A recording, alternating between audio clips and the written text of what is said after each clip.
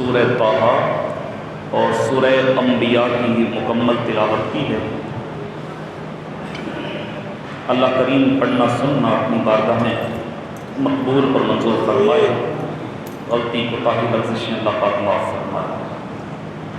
آج ہم نے بہت سارے اللہ تعالیٰ کے انبیاء کا ذکر پڑھا ہے، اور سورہ مریم میں اللہ تعالیٰ نے سب سے پہلے حضرت بی بی مریم اور حضرت زکریا علیہ السلام کے اس واقعے کو تفصیل کے ساتھ پھر اس صورت میں نازل فرمایا۔ پہلے سورہ آل عمران میں ہم نے پڑھا تھا ہنالک دعا زکریا ربہ قال رب ھب لی من لدنک ذریۃ طیبہ۔ آج سورہ مریم کے پہلے اور دوسرے رکوع میں اللہ تعالیٰ نے ایک بات کی طرف اشارہ فرمایا کہ زکریا علیہ السلام نے اللہ کی بارگاہ میں دعا کی کہ باری تعالیٰ مجھے بیٹا عطا فرما، تو اللہ تعالیٰ نے یحییٰ علیہ السلام کی خوشخبری عطا فرما دی۔ اب یہ قصہ چونکہ ہم پڑھ چکے ہیں، سنا چکے ہیں، ہم اس حصے کی طرف آتے ہیں جس میں حضرت مریم کے پاس جبریل امین آئے اور کہا کہ اے مریم اللہ تجھے ایک بیٹا دے گا۔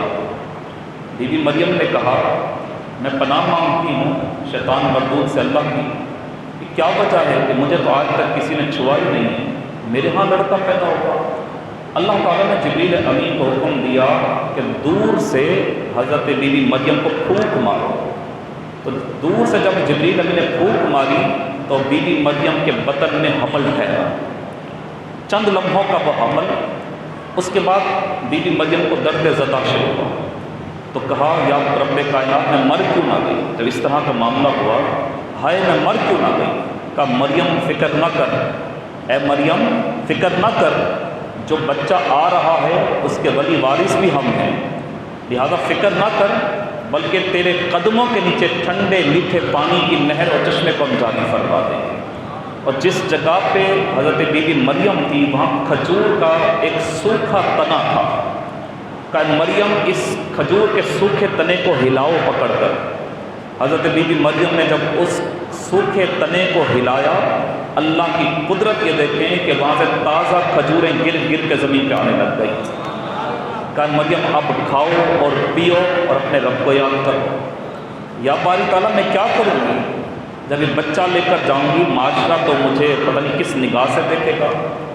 کہا کہ جب تمہارے سامنے لوگ آئیں اور تم سے سوال کریں تو تم خاموش رہنا، اشارے سے کہنا کہ میں نے آج رحمان کے لیے روزہ رکھا ہے۔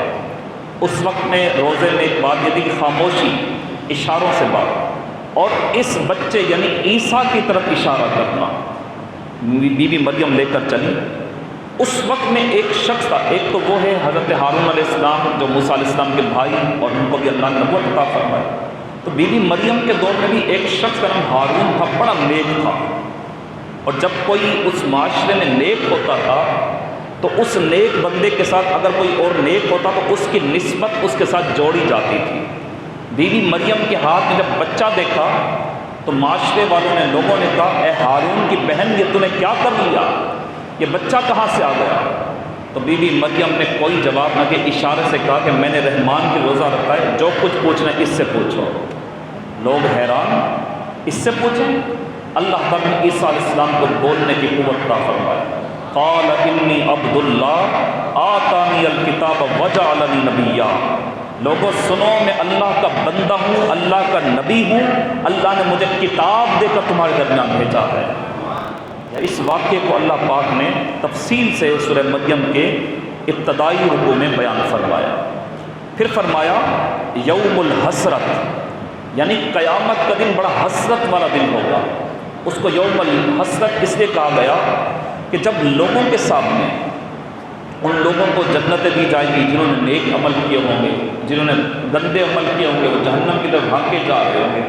اب یہ حسرت کا دن ہوگا، لوگ اپنی جو زندگی گزار کر یہاں سے اس مقام تک، اس جگہ تک اور اس دن تک پہنچے، وہ اپنی زندگی کو بیکار سمجھ رہے ہیں، کہیں گے حسرت ہے، کاش کہ ہم نے زندگی کے اچھے دن گزارے ہوتے، آج ہم حسرت زدہ نگاہوں سے ان کو نہ دیکھ رہے ہوتے جو جنت کی طرف جا رہے ہیں، بلکہ آج ہم بھی ان کی لائن میں لگ کر جنت کی طرف جا رہے ہوتے۔ پھر اللہ تعالیٰ نے بے نمازی اور نفسانی خواہشات کی پیروی کرنے والوں کی سزا کا بیان فرمایا۔ جو بے نمازی ہے، یاد رکھے گا، جو نماز نہیں پڑھتا، مومن اور کافر کے درمیان فرق پیدا کرنے والی جو چیز ہے وہ ہے نماز۔ بولیے کیا ہے؟ نماز ہے۔ آپ کو کہ اگر ایک کافر بیٹھا ہو، ایک مسلمان بیٹھا ہو، اس کی بھی دو آنکھیں ہیں، آپ کی بھی دو آنکھیں ہیں، وہ بھی وہی کام کر رہے ہیں جو کام آپ کر رہے ہیں، لیکن فرق کب ہوگا؟ جب حی علی الصلاۃ، حی علی الفلاح، آپ پروردگار کی عبادت کی طرف اٹھ کے چلے جائیں گے، پتہ چلے گا کہ وہ کافر ہے اور یہ مسلمان۔ تو جو بے نمازی ہے، جس نے نفسانی خواہشات میں اپنی زندگی کو بسر کیا، ایک وادی ہے جہنم میں جس کا نام ہے ری، غین یا زیر ری، کہتے ہیں سب سے خطرناک ترین وہ وادی ہے جس میں بے نمازی کو ڈالا جائے گا، اس کو ری کہا جاتا ہے، ری، غین یا زیر ری۔ اس وادی میں بے نمازی جس نے اپنے نفس کی خواہش کی وجہ سے نماز کو ترک کیا ہوگا، دھکے مار کو اس میں پھینک دیا جائے گا۔ اللہ سے پناہ مانگے۔ طٰہٰ ما انزلنا علیک القرآن لتشقیٰ، میرے محبوب یہ قرآن آپ پر مشقت کے لیے ہم نے نہیں اتارا، یہ قرآن تو نصیحت کے لیے ہے، یہ قرآن تو ڈر کے لیے ہے، یہ قرآن تو بہتری کے لیے اتارا ہے، یہ قرآن تو اعلیٰ مثالیں قائم کرنے کے لیے ہم نازل کیا ہے، یہ قرآن تو ان کی دنیا اور آخرت کو بہترین کرنے کے لیے ہم نے اتارا ہے۔ نا محبوب مشقت میں نہ پڑیں، بلکہ اس قرآن کو اس انداز کے ساتھ سنائیں کہ سننے والا جب آپ کے قریب آ جائے اس کی لوریوں میں ایسا مست ہو جائے، کیونکہ اس کلام سے اعلیٰ کلام کوئی اور کلام دنیا میں ہو نہیں سکتا۔ جس طرح میں نے عرض کی کہ ہم نے آج بہت سارے نبیوں کا ذکر پڑھا ہے، داؤد علیہ السلام کا، زکریا علیہ السلام کا، یحییٰ علیہ السلام کا، حضرت شعیب علیہ السلام کا۔ اسی طرح حضرت داؤد علیہ السلام اور حضرت سلیمان علیہ السلام کے ایک واقعے کی طرف اللہ نے اشارہ فرمایا ہے۔ وہ واقعہ کہ جب اللہ نے سلیمان علیہ السلام کو نبوت، حکمت اور دانائی عطا فرمائی، سلیمان علیہ السلام کو اللہ نے عطا فرمائی، تو داؤد علیہ السلام والد ہیں، سلیمان علیہ السلام بیٹے ہیں، دونوں ایک ہی وقت میں پیغمبر ہیں، ٹھیک ہے۔ ان کے زمانے میں ایک واقعہ ایسا ہوا کہ ایک شخص کے کھیت میں دوسرے شخص کی بکریاں چلی گئی اور بکریوں نے اس کے کھیت کو خراب کر دیا۔ صبح یہ فیصلہ سب سے پہلے داؤد علیہ السلام کے پاس گیا۔ داؤد علیہ السلام نے یہ فیصلہ دیا کہ ایسا کرو کہ بکریاں، جس کا کھیت خراب ہوا ہے بکریاں وہ رکھ لیں، ٹھیک ہے، اور یہ نئے انداز سے کاشتکاری کر کے کھیت اس کو بنا کر دے دے جس کی بکریاں تھیں۔ یہ فیصلہ پھر سلیمان علیہ السلام کے پاس آیا۔ سلیمان علیہ السلام نے کہا ایسا کرو کہ جس کا کھیت اجڑا ہے نا، اس کو کہو کہ بکریاں ہم اس کو پوری نہیں دیتے، وہ بکریاں لے اس سے دودھ سے نفع حاصل کرے، اور یہاں یہ شخص کھیت اگائے، جتنا کھیت اگ جائے، جتنا اس کی بکریوں نے خراب کیا تھا، بس یہ پھر اس کو واپس کر دے، اپنی بکریاں واپس لے کر آ جائے۔ یہ تھا دانائی اور حکمت کا فیصلہ جس کو یہ اللہ تعالیٰ نے اپنے پیغمبر سلیمان علیہ السلام کے فیصلے کو سراہا، اور اللہ فرما رہے ہیں ہم اپنے بندوں سے یہی چاہتے ہیں کہ جب وہ فیصلہ کرنے پر آئیں تو علم، حکمت، دانائی کو سامنے رکھ کر، تاکہ فریق میں سے کسی کا نقصان نہ ہو، حق پر فیصلہ ہو جائے اور دونوں اس فیصلے پر راضی ہو جائیں۔ ابراہیم علیہ السلام نے بتوں کو توڑا، بڑا مشہور واقعہ ہے۔ جب لوگ واپس آئے کہ ہم نے آواز سنی کہ ابراہیم نامی کوئی شخص تھا اور وہ کہہ رہا تھا یہ باطل ہیں، جھوٹے ہیں، پکڑو ذرا جا کر۔ ابراہیم علیہ السلام کو بلایا گیا، آپ آئے، کہا ابراہیم یہ ہمارے بتوں کے ساتھ حال کس نے کیا ہے؟ کہا اپنے اس بڑے بت سے پوچھو جس کے کندھے پہ ایک کلہارا لٹکا ہوا ہے۔ کہا ابراہیم عجیب باتیں کرتے ہو، یہ اگر بول سکتا تو ہم اس سے نہ پوچھتے، اگر یہ بول سکتا تو ہم اس سے نہ پوچھتے۔ ابراہیم علیہ السلام نے کہا حیرت ہے تم پر، یہ وہ ہیں جو بول نہیں سکتے، ان پر کوئی مکھی بیٹھ جائے اٹھا نہیں سکتے، ان کو تم اپنا خدا کہتے ہو؟ ارے خدا تو وہ ہے جو پوری کائنات کا بادشاہ، کن کہے زمین بن جائے، کن کہے آسمان بن جائے، یہ بول نہیں سکتا تو خدا کیسے ہو سکتا ہے؟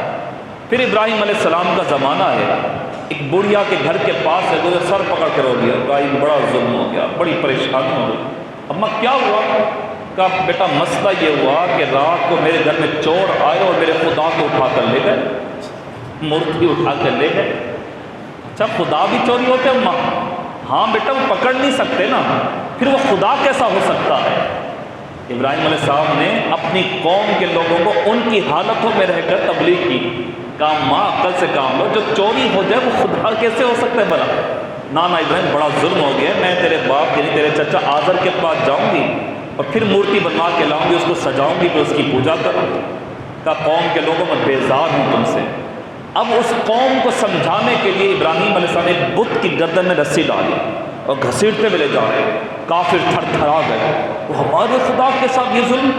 آپ ایک چشمے کے پاس گئے اور اس بت کی گردن سے پکڑ کر اس کے منہ کو چشمے کے قریب کیا، کہا اشربی، پی اس پانی کو، اشربی، پی کر دکھائے اس پانی کو۔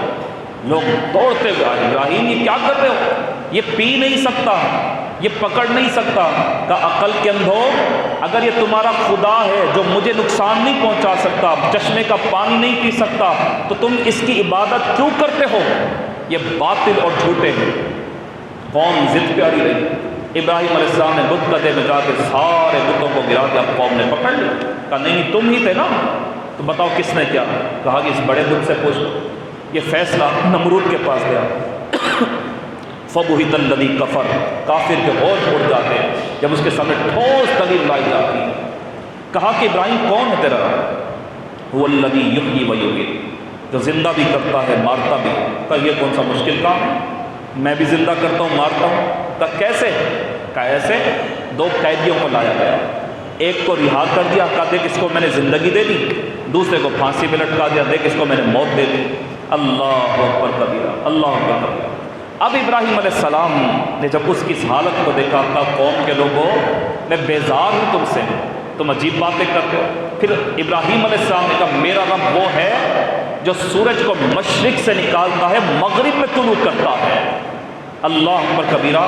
یہاں پر امام قرطبی نے لکھا کہ حضور بھی فرماتے ہیں اس مقام پر حضور نے ارشاد فرمایا اگر ابراہیم علیہ السلام سے یہی مطالبہ فرعون کرتا، نمرود کرتا، اور وہ کہتا ابراہیم یہ مشرق سے سورج میں نکالتا ہوں، مغرب سے تیرا رب نکال کر دکھا دے، تو حضور فرماتے ابراہیم اگر اس دن یہ دعا کرتے، ابراہیم کی دعا کی برکت سے اس دن اللہ سورج کو مشرق سے نہیں مغرب سے طلوع فرما دیتا۔ یہ ابراہیم کا رب ہے۔ اب جب دیکھا کافر کے ہوش اڑ گئے، کوئی فیصلہ کرے تو کیا کرے، تو اس نے کہا جاؤ نار کو جلاؤ، آگ کو جلایا جائے، ابراہیم کو جلایا جائے گا۔ قلنا یا نار کونی بردا وسلاما علی ابراہیم، ابراہیم علیہ السلام کو منجنیق میں رکھ کر آگ میں ڈالا گیا، اللہ نے آگ کو گل گلزار بنا دیا۔ بردا کہتے ہیں سرد کو، کہ آگ اتنی ٹھنڈی ہو جا کہ نہ سردی سے کوئی تکلیف ہو نہ تپش سے کوئی تکلیف ہو، بلکہ جب میرا ابراہیم تیری آغوش میں آ جائے تو دنیا دیکھ کے وہ آگ کے شعلوں کے ساتھ بیٹھ کر بھی میرے رب کی تسبیح کو بیان کر رہا ہے۔ اللہ اکبر کبیرہ۔ تو اس ابراہیم علیہ السلام کے اس واقعے کو اللہ پاک نے بیان فرمایا۔ پھر فرمایا اہل توکل جو مومن ہوتے ہیں نا، جن کا بھروسہ اللہ کی ذات پر بڑا پختہ ہوتا ہے، ان کو دنیا کا ڈر نہیں ہوتا، ان کو دنیا کا خوف نہیں ہوتا۔ یاد رکھیے گا جس کا توکل بھروسہ جتنا مضبوط ہوگا، سورہ انبیاء کا خلاصہ یہ کہتا ہے شیطان کا اس پہ زور نہیں چل سکے گا۔ جو جتنا متقی ہوگا اتنا اللہ کی عبادت کی طرف ہوگا، جو جتنا پارسا ہوگا خدا کا رحم ہر وقت اس کے ساتھ شامل حال ہوگا۔ معلوم یہ ہوا جو توکل میں سب سے زیادہ ہے، بھروسے میں سب سے زیادہ ہے، وہی رحمان کی طرف زیادہ لگا رہتا ہے، شیطان اس پہ زیادہ حملہ نہیں کر سکتا۔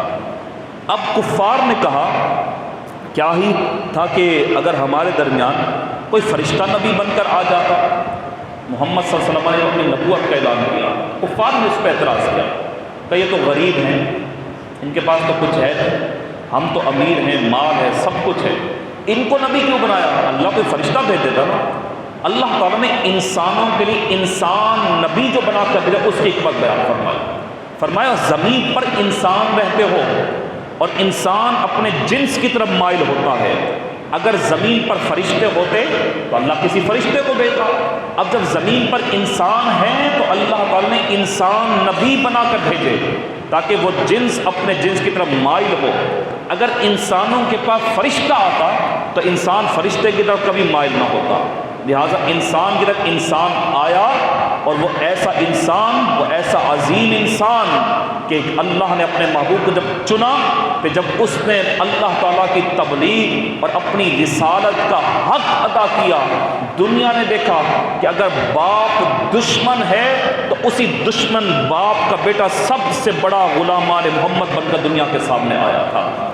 اسی طرح اللہ تعالیٰ نے رزق کی فراوانی کی یہاں پر بات فرمائی کہ کس طرح میں اپنے بندوں کو تقوی کی بنیاد پہ زمین میں ایسا رزق عطا کرتا ہوں کہ کسی اور جگہ سے ان کو وہ رزق کبھی نہ ملے۔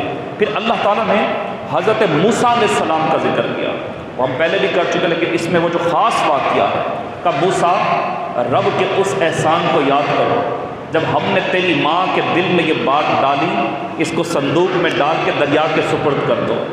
خطرات تھے نا، اب ماں کے دل میں اللہ نے بات ڈالی، ماں نے موسیٰ علیہ السلام کو صندوق میں ڈال دیا، اور موسیٰ علیہ السلام کی بہن کا ساتھ ساتھ چلتی رہا۔ جب ساتھ ساتھ بہن بھی چلتی گئی، دیکھا دریا کے اس پار کنارے پر حضرت آسیہ بیٹھی ہوئی۔ اب انہوں نے جب صندوق کو دیکھا، کنیزوں نے صندوق اٹھایا، صندوق کھولا، دیکھا انتہائی خوبصورت چہرہ چمکتا ہوا موسیٰ علیہ السلام، بڑی خوش ہو گئی، اپنے گھر میں لے گئی۔ فرعون نے کہا کہاں سے آیا؟ کہا یہ بس تحفہ ہے۔ اب جب اپنے گھر میں لے گئی، محل میں لے گئی، اب موسیٰ علیہ السلام کو دودھ پی رہا تھا، وہ کسی بھی عورت کی چھاتی کو منہ نہ لگائے، یہاں تک کہ موسیٰ علیہ السلام کی بہن کے دل میں القاء کیا گیا۔ وہ پہنچی، کہا میں آپ کو اس عورت کی خبر نہ دوں کہ جس کے پاس اللہ نے بہت کچھ رکھا ہوا ہے، یعنی میں اس کے پاس نہ لے جاؤں جو ہو سکتا ہے یہاں آ جائے اور یہ آپ کا بچہ اس کا دودھ پینا شروع کر دے۔ یعنی آپ یہ دیکھیں کچھ لمحے کی جدائی ہے ماں سے، پھر اس ماں کو موسیٰ کی طرف لوٹایا جا رہا ہے تاکہ موسیٰ تیری ماں کی آنکھیں تجھے دیکھ کے ٹھنڈی ہو جائیں۔ پھر سامری جادوگروں کے واقعے کو بھی اللہ پاک نے بیان فرمایا۔ اب جب موسیٰ علیہ السلام وہاں سے نکلے اپنی زوجہ کے ساتھ، دور سے دیکھا کہ آگ روشن ہے، اپنی زوجہ سے کہا ٹھہرو میں ذرا جاتا ہوں، مجھے لگتا ہے وہاں سے میں کوئی آگ لے کر آ جاؤں گا جس کی وجہ سے ہم سفر کر سکیں گے۔ جب وہاں پہنچے وادی طوا تھی، جب وہاں پہنچے تو آواز آئی اے موسیٰ یہ مقدس وادی ہے، اپنی نالین کو اتارو۔ موسیٰ علیہ السلام نے اپنی نالین شریفین کو اتارا، رب سے کلام ہوئے، رب سے ہم کلام وہاں پر ہوئے، رب نے وہاں پر تورات کا تحفہ بھی موسیٰ علیہ السلام کو عطا فرمایا، نبوت سے بھی سرفراز فرمایا، اور آگے کی جو ڈیوٹیاں تھیں وہ ہم کلامی نے موسیٰ علیہ السلام کو رب کائنات کو ساری ڈیوٹیاں عطا فرمائی۔ ان نبیوں کا بار بار ذکر کا آنا یاد رکھیں امت مسلمہ کے لیے ایک بہترین ذریعہ اور نتائج اخذ کرنے کا بہترین یہ صورت اللہ پاک نے بیان فرمایا، تاکہ جو لوگ بہکے ہوئے ہیں ان کو پتہ چلے کہ ہمارے چنے ہوئے رسول، ہمارے چنے ہوئے پیغمبروں پر اللہ پاک نے کتنی مہربانیاں فرمائی، اور تم پر اللہ نے کیا مہربانیاں فرمائی کہ ان سارے پیغمبروں کی برکتیں، رحمتیں، معجزات سارے اللہ نے تاجدار نبی حضرت محمد مصطفیٰ پر عطا فرمائے، اور آپ کو مجھے اس کی امت میں پیدا فرمایا۔